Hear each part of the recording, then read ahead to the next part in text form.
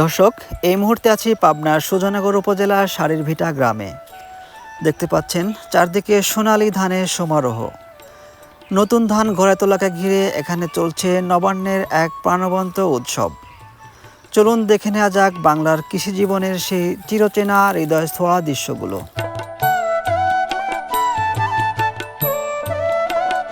ভাই, কি ধান এগুলা?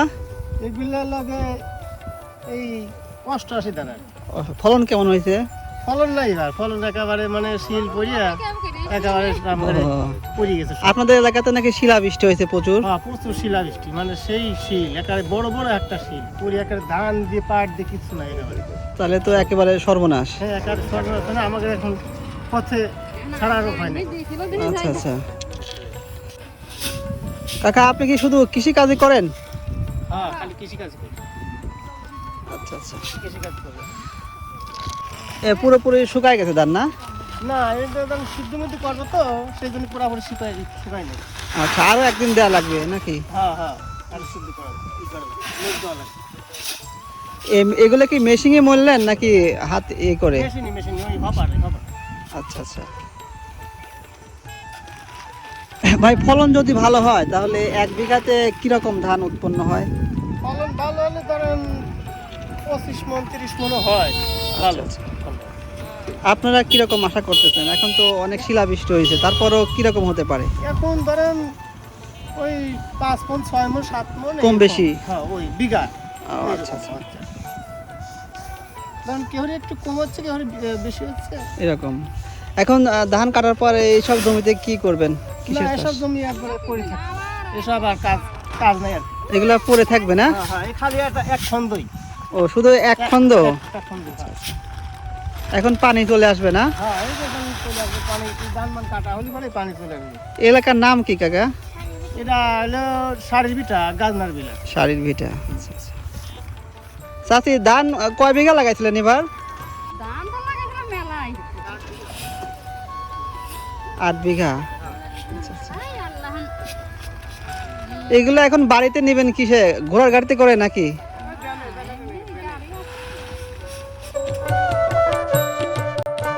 দেখতে পাচ্ছেন কেউ ধান কাটছে, কেউ মাড়াই করছে, আবার কেউ বা রোদে শুকাচ্ছে। প্রতিটি ধানের শীষ যেন কৃষকের দীর্ঘদিনের পরিশ্রম আর স্বপ্নের প্রতীক। দীর্ঘ সময়ের শ্রম, ঘাম আর অপেক্ষার পর সেই ফসল ঘরে তোলার আনন্দে যেন মেতে উঠেছে পুরো গ্রাম। কাকা, ধানের ফলন এবার কিরকম হয়েছে আপনাদের এলাকায়? এবার আপনার কাছে 15 থেকে 20 মণ মানে শিলে পড়ে গেছে। আর যে খরচ, একটা লোকের খরচ 1012 টাকা, সে ধান কাটে তো 1-2 মণ। তাতে করে আমাদের যে খরচ, তাতে আমাদের অর্ধেক লস যাচ্ছে এবছরে, বুঝছেন? তাহলে তো অনেকটাই ক্ষতি। অনেকটা ক্ষতি পারে কি, একটা লোক 2 মণ ধান কাটে, সে 1 মণ নিয়ে যায়, আমাদের পাশে এক মণ ধান। তাহলে আমাদের যে আরো যে বিঘে 10,000 টাকা খরচ হয়েছে, সেটা তো আমাদের খরচ হয়ে গেছে, লস তো গেছে, বুঝছেন? কাকা, যে ধানটা লাগাইছেন এই ধানের নাম কি? এটা হচ্ছে আপনার হলো 28, 29, তারপরে হলো কাটারি, কাটারি ভোগ, শুভলতা। আচ্ছা আচ্ছা। মানে ফলনটা যদি ভালো হয় তাহলে এই বিঘায় কিরকম মানে 25-30 মণের উপরে হয় না। আচ্ছা, সে জায়গায় কয় মণ হয়েছে মাত্র? মানে 20 মণ, যেটা শিল পড়ছে সেটা হচ্ছে 10 মণ, 8 মণ, 5 মণ। আচ্ছা আচ্ছা, বুঝছেন? এরকম ফলন হয়েছে এই বছরে। কয় বিঘা লাগাইছিলেন ধান এবার? আমি 7 বিঘা লাগাইছিলাম। আচ্ছা আচ্ছা, সব কাটা শেষ না? কাটা শেষ, আর 6 শতাংশ আছে, মানে আজকে 10টা লোক ছিল, 1.5 বিঘা কাটিছে, আর আগামী কালকে কাটলে শেষ আর কি। কামলার মজুরি কত? মানে আজকে আমাদের মানে ওনারা বললো কি যে 1100 কাটতেছে।